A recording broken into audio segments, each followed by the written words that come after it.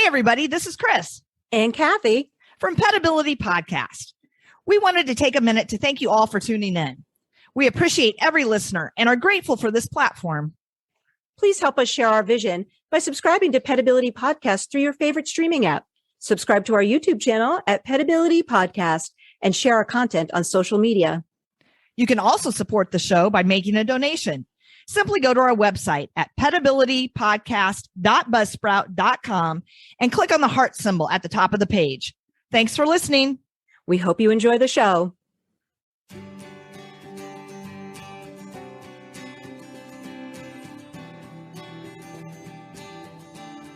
Welcome to Petability. I'm your host, Cathy Simons. And I'm your host, Chris Cranston.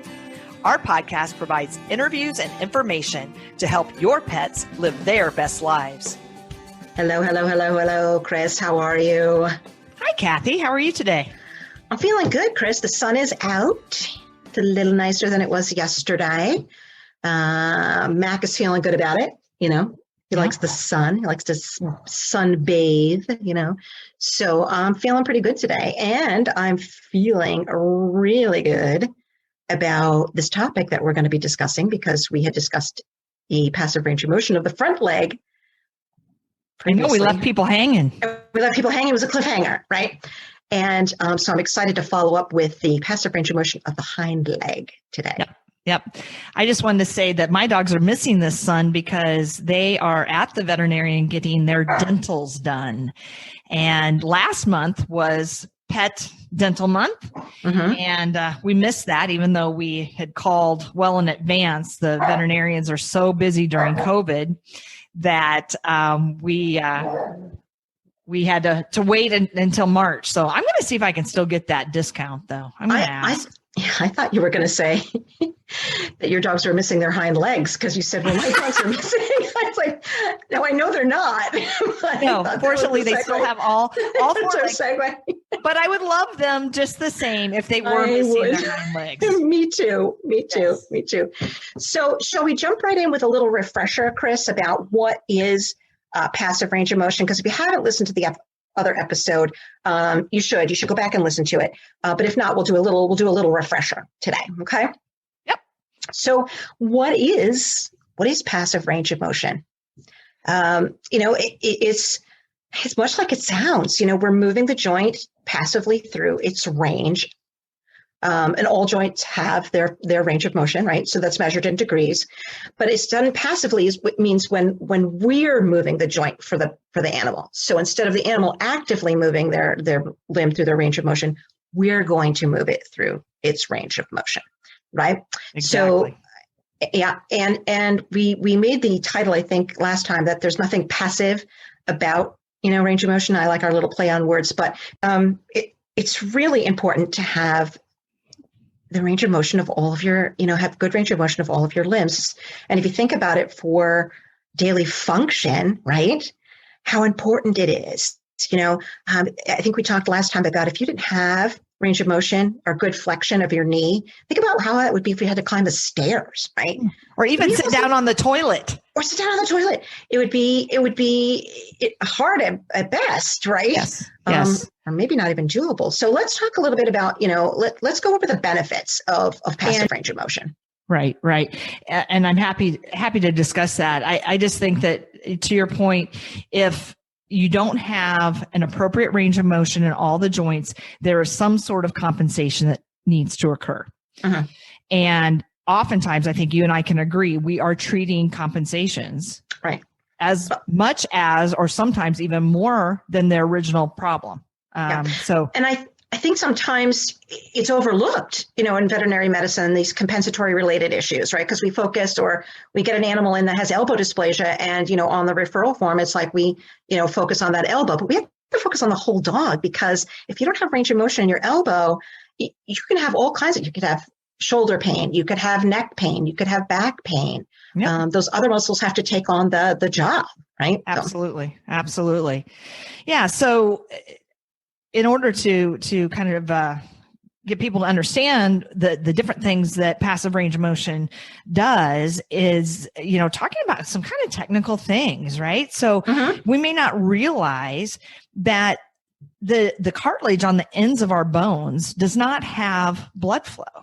So when, people or pets get arthritis and that cartilage erodes, it does not come back. So we have to protect that cartilage at all times. Once it's damaged, it's very hard or impossible to heal. I mean, it can change, it can evolve and things like that. But one of the things that passive range of motion does is it helps to keep that cartilage healthy. And it does that by compressing and distracting as that joint moves through its range. So when the cartilage is compressed, then the fluids get pushed out of the cartilage.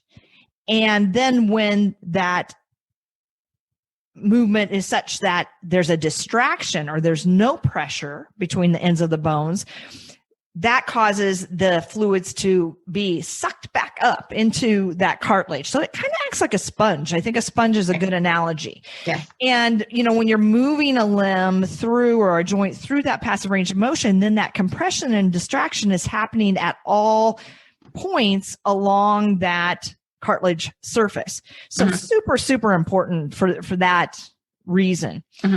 Also, when we're moving the joint, we're generally increasing circulation in that area, in the muscles, the ligaments, the tendons, just all the areas that have blood flow. We're promoting blood flow. And what does blood flow do? Well, it brings nutrients in. Oxygen. Yes. And waste products out, right? In a very simple thought process. So good goes in, bad goes out.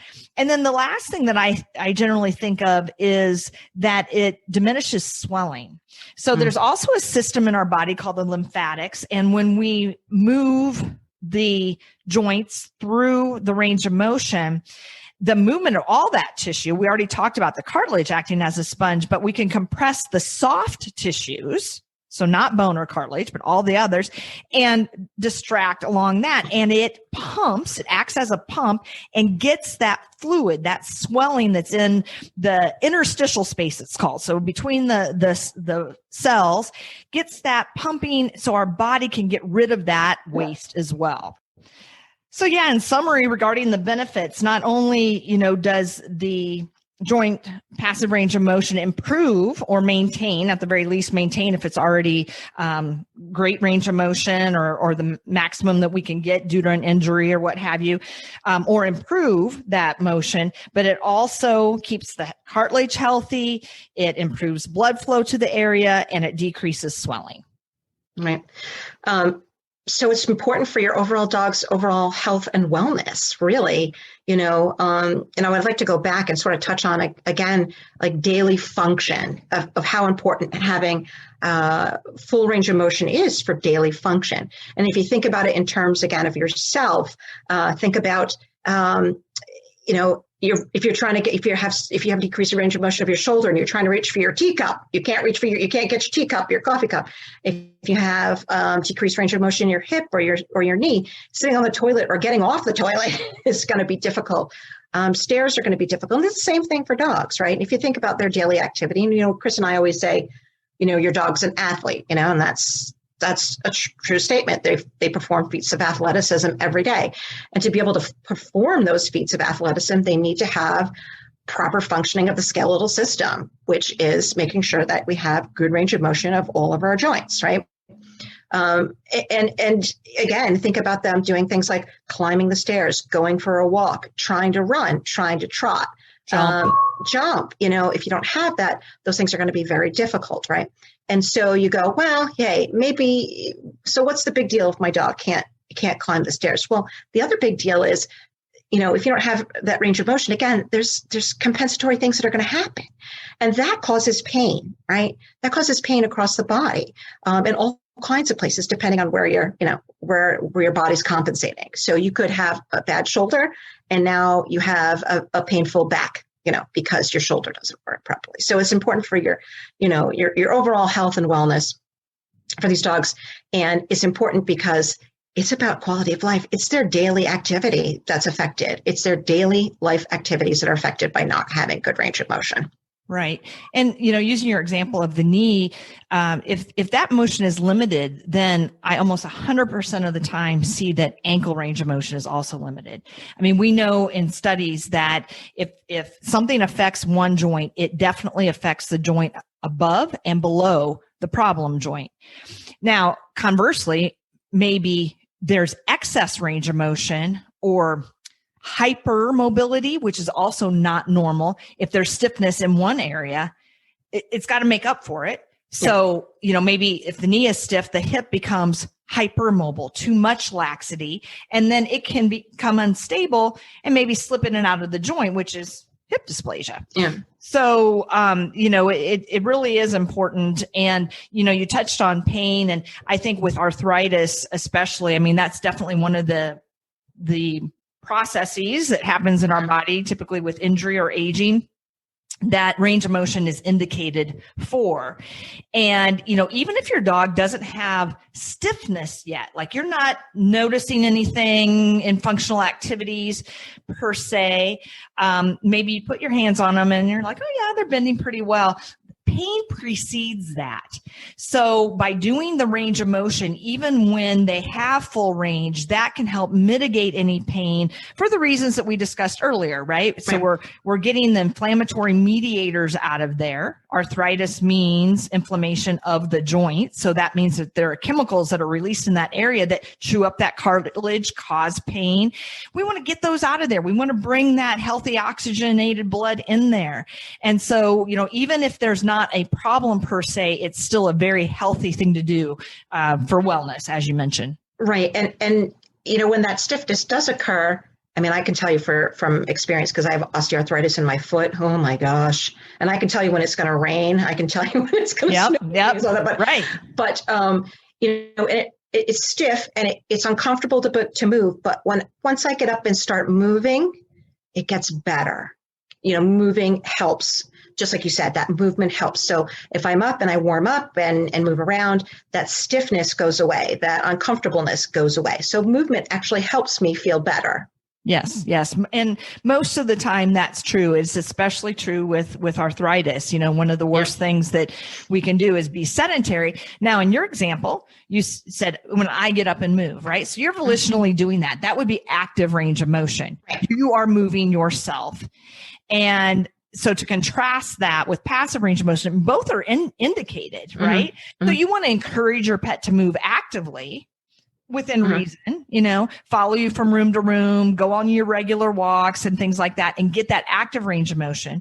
But one of the things that passive range of motion does, there's several things actually, but by getting our hands on the dog, we are constantly assessing if there's a change. Is something painful? Is it less than it was last week or even last year? I always suggest keeping a log about different things. So if you notice, geez, Sparky's knee just doesn't seem to be bending like it was, keep a calendar, keep a note of that. That's just so important because sometimes these changes happen so gradually, subtly, and incrementally over time that we don't appreciate them. But by keeping a log, you can look back and see these things. I like your segue from active range of motion to passive range of motion, but also remember what's happening when we're actively moving our range, actively going through our range of motion when our joints were moving. There's other things that are happening there too, because we're getting active muscle contraction and things are moving, right? Whereas we're getting passively, these dogs are laying down, they're not getting that. So we're not engaged. Yeah, we're not engaging, muscle. Now, active range of motion is great. You get a lot of bang for your buck with the active range of motion, but with the passive range of motion, for me putting my hands on that dog, it's imperative because I want to know from time to time when I see your dog, are there limitations? Are there limitations? Are they getting better, or are they staying the same, or are they getting worse? And I think one of the things with active range of motion is we typically don't go to the extremes at our end ranges of motion when we are doing things functionally. Right. So, most of activities for animals and people, I think we're working in kind of that mid-range, because that mid-range in the joint is when we're the strongest. We're the most stable. The musculoskeletal system is the most efficient. Mm-hmm. So the thing that is great with passive is that, we as the movers of the said body part can go to that full end range of both bending and that full end range of straightening in a typical joint, and appreciate what's happening at both ends of that range of motion, feeling not only for quantity, but also quality. Again, is there a pain reaction? Is it, does it make a noise, or do you feel a crackling, which is called, joint crepitus, right? Which could be a sign of arthritis. Is your dog, just getting your hands on, are you feeling like any warmth or swelling or anything like that? Is the infield a hard infield, or are they guarding and protecting you from even getting to that end motion? Is it a leathery infield? Each joint kind of has a different infield that is normal, so they're not all the same. But again, getting your hands on your dog is so imperative, because then you will learn what the normal feels like for each joint. And if that changes, then you know it. Right. And that's, we always talk about listening to your pet. This is the best time to put on the listening, ears, and watch them, watch what they're doing as you're taking their joints to their range of motion. Are they looking at you? Are they resting? Are they quiet? Or are they guarded? Do they have whale eye? Are they like, what's happening? These are all really good indicators for how that dog is feeling while you're manipulating or moving that joint. So that's a good time to listen. It's a good time to listen in. It's a good time to listen in. So why don't we talk about the mechanics? Yeah. Let's go right into the mechanics. Yeah. How do you do it? How do you do it, Chris? Do tell us all. Well, as you mentioned in opening the show, we're going to focus on the back limb today. And I always find it most helpful to either start at the foot end, way down at the toes, or up high, which wouldn't actually be the hip. It would be the pelvis on the back end of the dog, because that's what your femur, or the thigh bone, articulates with. So do you have a preference of where we start today, Cathy? Oh, I like to go top to bottom. Okay. All right. So when it comes to the pelvis, one of the things that I like to do is just kind of feel around there. Where are the bones and so forth? And there's a bone that is lateral to the spine, just above your dog's tail, that's called the ilium. And it's kind of, there's a little point there if your dog doesn't have too much soft tissue or adipose tissue. Like overlying that. If your dog has a big booty, you might not be able to. Right. But generally it's pretty easy to find. And what I'll do is I'll kind of just cup my hand around that and rock it. I'll, kind of push down from there, from the top side near their spine toward their foot, and then maybe angle it a little bit more toward their abdomen and angle it a little bit more toward their tail, and just kind of loosen up their pelvis. The pelvis is made up of 3 bones on either side, and it's really like a box. Many times dogs fracture their pelvis when they've gotten hit by a car from the rear end, especially. And a lot of times the veterinarians, the orthopedic surgeons won't even fix it because of how it is put together, like this box. So it tends to heal on its own. But certainly if your dog has had any sort of injury or trauma, check in with a professional before you start doing this sort of thing.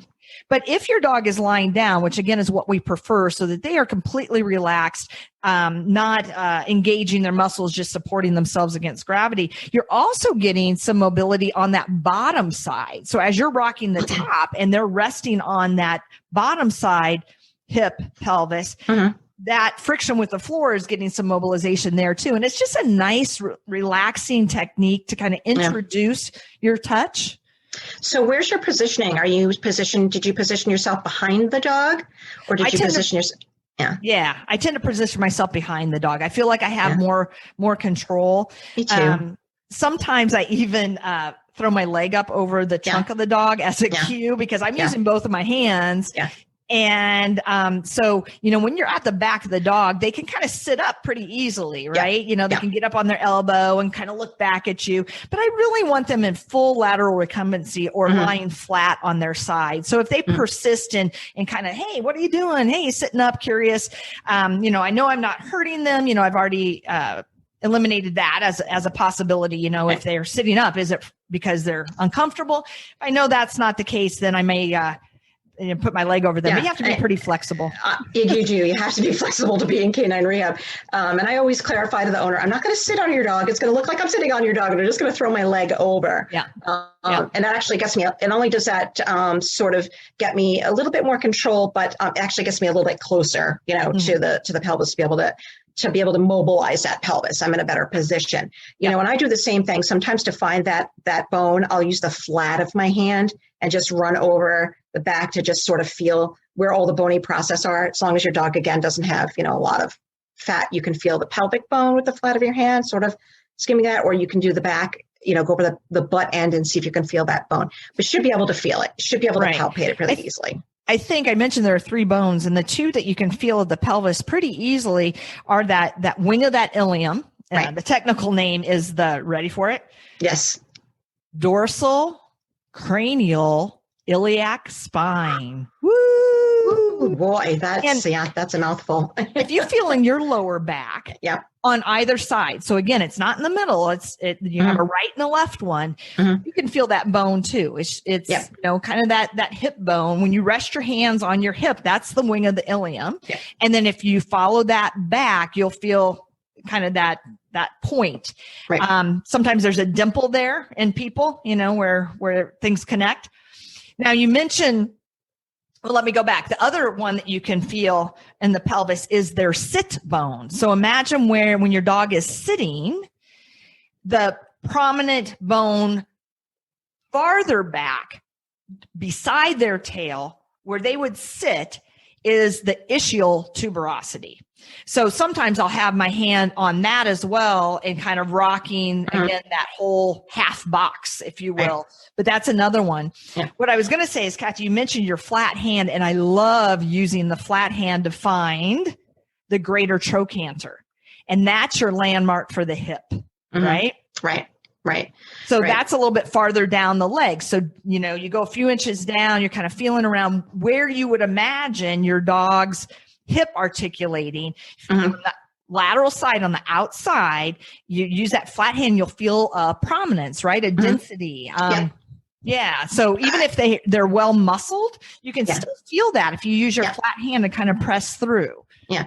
And you can move very naturally in from mobilizing the pelvis to doing some passive range of motion of that the hip joint, and by just simply placing your hand. I usually place my hand under the inner portion of what I'm going to call the thigh, of the dog. And then I put my hand below the knee. So one above and one up by the pelvis underneath the tuck and one underneath the knee. And that's when I start moving the hip through its extension and or flexion.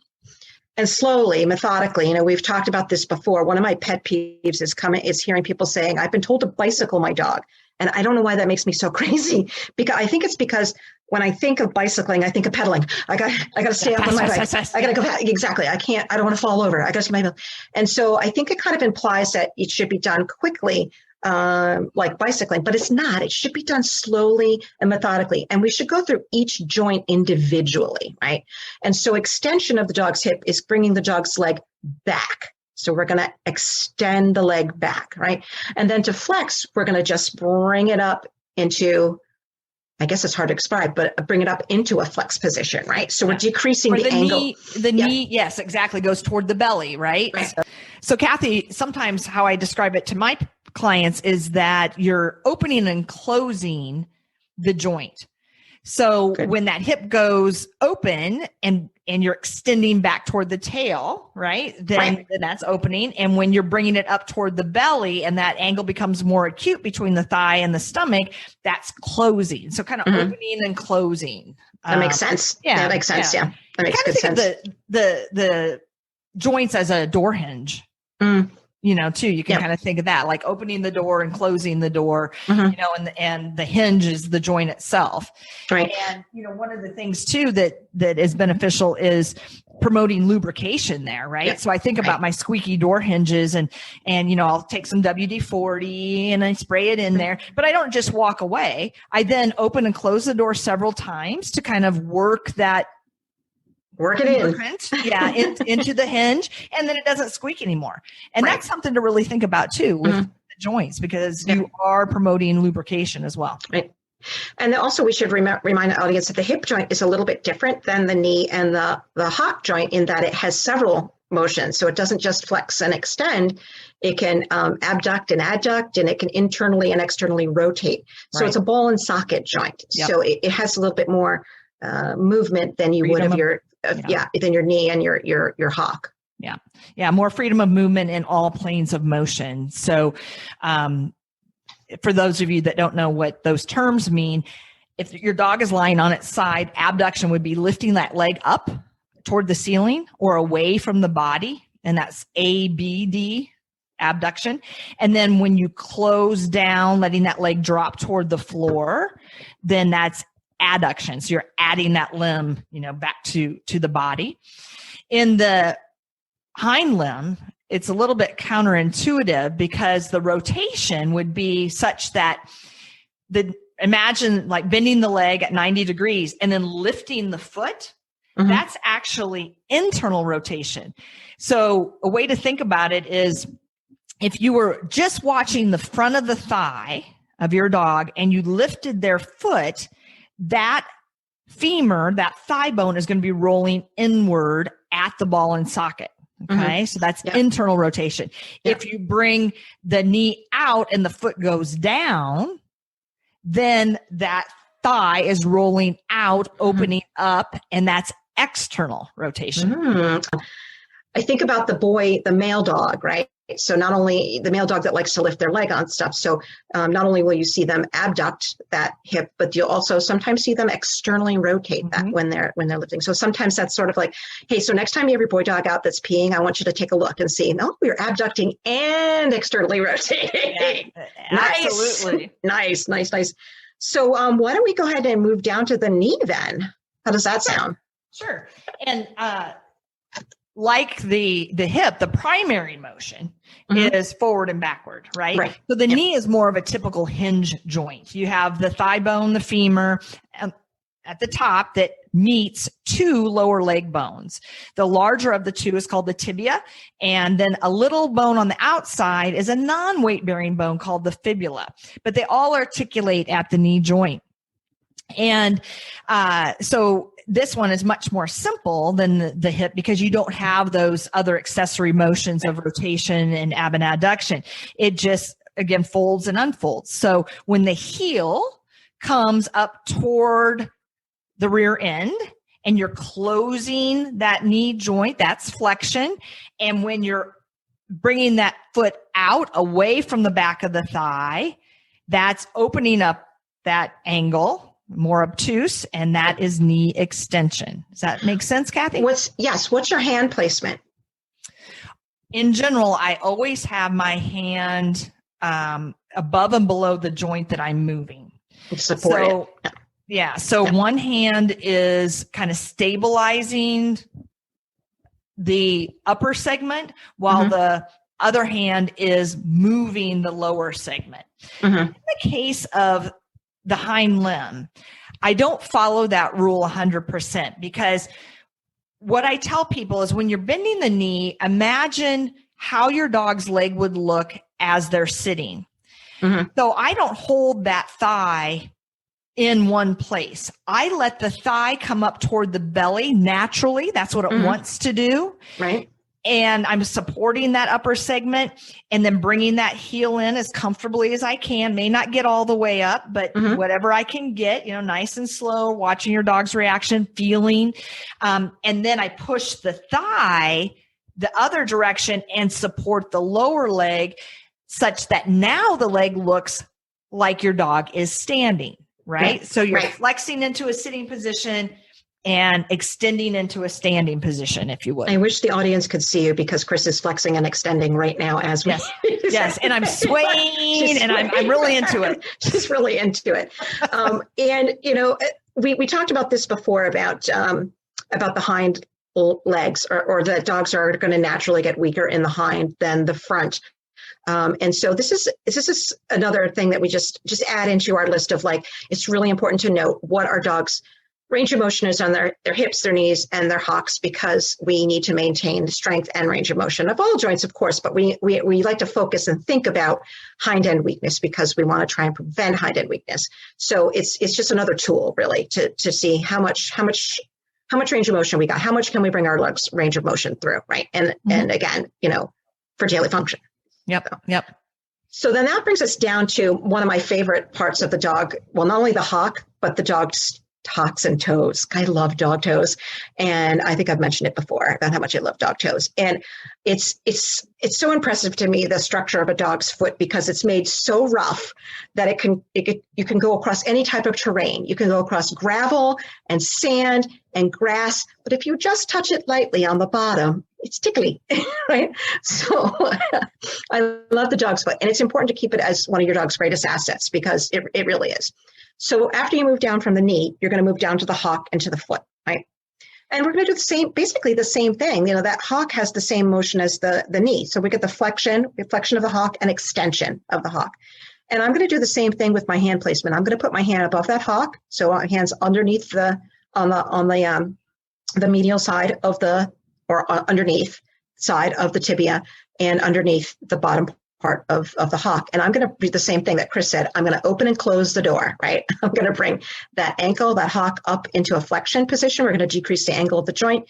And then I'm going to extend it and open up that joint. And then I can do, usually I don't think we mentioned this, but I like to do each joint in about like 10 to 15 reps if I can get it. Right. So 10 to 15 repetitions is good for a full set of passive range of motion for each joint. And I'll do 10 to 15 if it's a more normal motion, but sometimes if it's really stiff or, I just have to go extra slow, I will do fewer, because you don't want to test your dog's patience. So that might be a little counterintuitive, but read the dog. Yeah. If I'm really having to work on something and it's, super slow, then I might do, more 5 to 10. But if it's normal, getting through 10 to 15 is no great task. No problem. Yeah. And then we don't want to forget the toes. We got to move down to the toes and get some range of motion of the toes. And what I do, and I think we talked about this in the last segment with the passive range of motion of the front, is I just mimic with my hand what it would be like for the dog to stand. So I put my hand on their paws and I just kind of, bend them up, and then I bend them. I take my hand and I bend them down, bend them up, bend them down. And when they're up like that, I'm just sort of mimicking like what it might look like if they're standing. They're stretching their toes, and then I kind of bring them together as a flexion. And some dogs don't like to have their toes touched. So you got to read your patient, right? But as we discussed before, dogs are digigrade animals, and that means they put weight on their toes. And so those middle toes are weight-bearing toes. So it's really important for function that these dogs have range of motion in their toes, and for turning. Like it's the whole system, really. I think that it's a big part of the movement system. Well, and I think anybody that's had a finger or a toe injury knows how imperative, that is. So your dogs are walking on their hands, if you will, and their feet, and their heels are up in the air. So I don't know if everybody understands what digigrade is. You said they're walking on their toes, but it's like us standing on our tippy toes.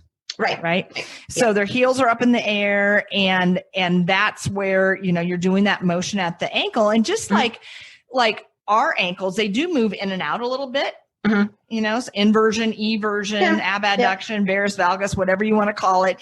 But not only do the ankles go up and down, but they go a little bit side to side, and also our toes, right? There's a little rotation. There's certainly splaying.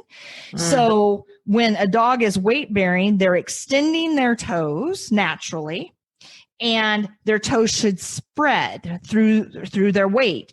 Right. If a dog doesn't have all their weight on a particular limb, their foot will draw up a little bit, and their toes can kind of get a little bit stuck together, if you will. They don't spread as easily. So I always make sure, like for those animals that have maybe had knee surgery or something like that, haven't been putting full weight on that leg for a while, that I not only extend them up so that every time they step, they're not getting like, "Ooh, ouch, that's tight. That doesn't move that way. That stretches."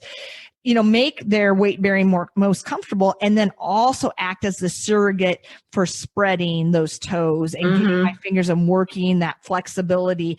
There are so many bones and other tissues, ligaments, tendons in the feet that can cause, diminished range of motion, can be sources of discomfort and so forth, but it's quite complex. And so we want to make sure that everything is gliding, moving as it should.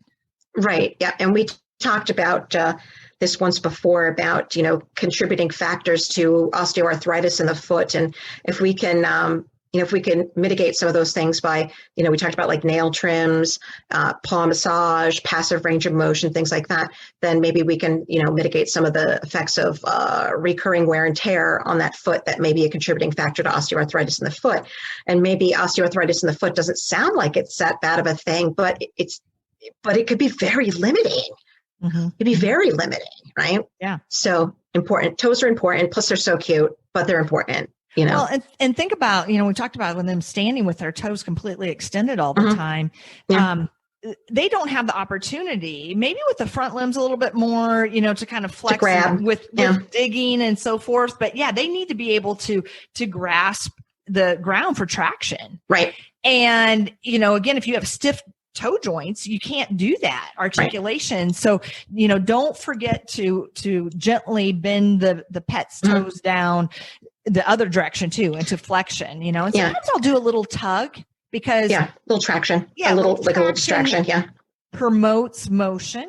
So if it feels really stiff, I'll just gently, do a slight tug on each toe and then bend, either one at a time or all four together. I think it's important that people know their dogs only have 4 toes. There is a fifth, but that's the dew clock. May or may not be there. It may or may not be there. But don't forget the toes when we're doing the passive range of motion. It's very important. And then, and again, I think it's important for us to kind of touch on, like, how do we get buy-in from our dogs? How do we get our dogs to buy into this, to sit still and allow us to do passive range of motion for them. Sometimes I help people do it on a daily basis. Sometimes I have people doing it, maybe every other day, but it's a fair amount. So how do we get them to comply? Well, I think first, you as the person doing the passive range of motion have to be in a proper mindset. So you can't come flying in and be all stressed out and so forth. It's like, okay, this is going to be some relaxing time for me and my pet. Yeah. Yeah. So you go to a quiet space, a different room, free from the fray of the family, other pets, children, maybe put on some soft music. We put some music. It's called Through a Dog's Ears. A link to that. That's right. I love Josh Lee's. Awesome. Yeah. On our previous podcast. So about front limb passive range of motion. So we'll include that again here, but it's supposed to promote relaxation of your pet, that music. Love it. Yeah. Yeah. And then make sure that they're warmed up too, so doing a little massage, introducing your touch slowly, gradually, you just don't grab them and start, bending back and forth, work into it gradually. I think it's just a real, should be thought of as a real treasured time with your pet. It could be a bonding experience, really, that you have. I mean, from their perspective, probably it's like, oh, I get special time with mom or dad. This is special. I'm separate away from the other animals and I'm getting a lot of attention, and it doesn't feel bad. It's good attention, right? And so I think it could be a very bonding experience between you and your pet. And I like that you talked about journaling too about this, because I think it's so important for the owners to, when they do passive range of motion, or even just in their dog's daily activities, to write stuff down, because that's so helpful for you and I to see trends, right, in what's happening. So not only, is it a bonding experience, but it's going to be helpful for Chris and I as well, for you to say, hey, I did some passive range of motion on my dog's knee, and it just doesn't seem like it's going as well as it did, 2 weeks ago. It seems a little bit more stiff than it did. So a bonding experience, change your mindset when you go in. It doesn't have to be a rah, rah, rah, we're going to do this. You really shouldn't have to force an animal to do anything. We can get buy-in, with treats, with patience, with time, with praise, you can get buy-in, and dogs are so smart. We talked about playing the Josh leads through a dog's ears. Sometimes like my dog, when we go out, we put on his sound machine and he goes in his crate, and only after maybe 3 times, if you put on the sound machine right now, he'll go right to his crate. Mm-hmm. He knows that's his time. And then he gets his Kong with his peanut butter. And then he's like, get out, because this is my special time. Right. Can you get out faster? It's a stimulus cue for them. Right. It's a cue. So, maybe putting on that music is like, oh, great. This is my cue for the special time. We got a special time with mom. Go in the bedroom, with the lights low, get out the really comfortable bed and, do that. You need to pay attention to your body mechanics too. So in terms of like little dogs and such, you can certainly lift them onto the furniture, your bed, the sofa, to do some of this stuff. It may increase compliance too, because you could do it while you're watching television. Mm-hmm. Initially it's going to be very mindful, but after a while, you'll be, quote, doing it in your sleep, right? So because I do. For a big dog too, put them on a nice bed. You don't want it to be enveloping. You want it to be supportive, because you need to be able to access and move these things. So if it's real pillowy and billowy, you won't be able to move the limbs through their proper range, because you'll be confined or restricted by the material. Yeah. But I think that's important. And you mentioned treats too. And, I think that certainly rewarding them with a treat afterwards is great, and again, maybe it's a special treat that they only get after passive range of motion. Yeah. But sometimes, I think you brought this up the last time we were talking about front limb range of motion, some dogs are so excitable for their treat, right? And this is a calm, quiet time. Mm-hmm. So if your dog is cuckoo nuts for their treats, don't bring out the treat during the passive range of motion, because they'll tense up, they'll try to get to the treat, they'll eat one, and they're like, where's my next one? Where's my next one? And, and that's not what you want to have happen. My dog will start offering, my dog starts offering behaviors. He's like, you want me to sit? You want me to down?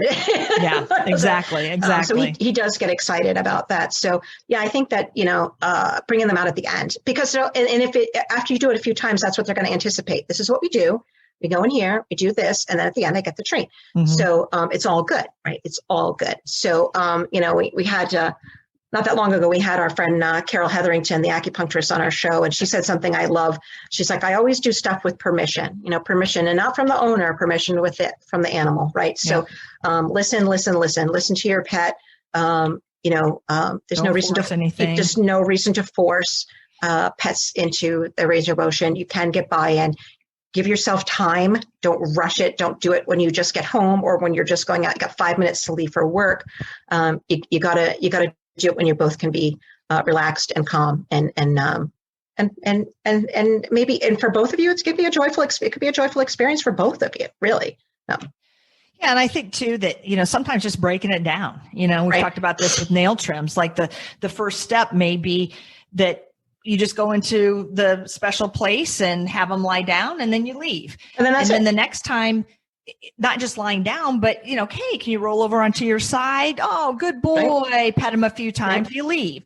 And then the next time, you do a few bend and straightens of the leg, and then you leave, so, and they're like, wow, this is great. You don't have to go for the whole shebang, I know. But even saying that, this shouldn't take you longer than about 15 minutes. Really, it really shouldn't. Yeah. It shouldn't take you longer than 15. So we're going to do all 4 limbs in that 15-minute time frame. So especially if it's a small dog, I tend to find that that's a little bit faster for whatever reason. Yeah. And, larger dog could take a little bit longer. And again, it just depends on your dog's tolerance.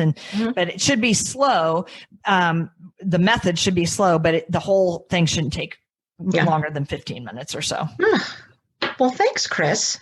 Yeah, I think we're gonna get some video, as best we can as soon as we can. I think, so that we can have that available for our audience too, so they can see what they're doing, what the hand placement looks like. So we will stay tuned for that as well. Okay. Yes, I have my friend Libby, the beautiful golden retriever, on board to be our model for our range of motion. So that's exciting. Very good. I can't wait to meet her. I can't wait to meet her. She's a trip.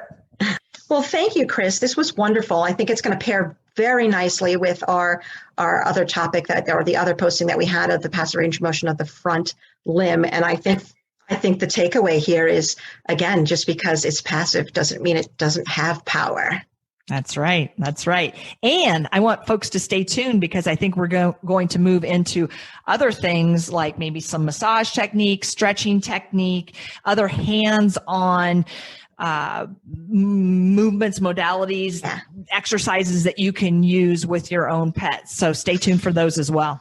Fun. All right. Thanks, Chris. Thank you, Cathy. All right. Bye. Bye. Thank you for joining us. We hope you enjoyed our show. Follow us on Facebook or on Instagram at Petability Podcast. For more information about Cathy's books and living with blind dogs, please go to enableyourpet.com. Thank you, and please tune in next time.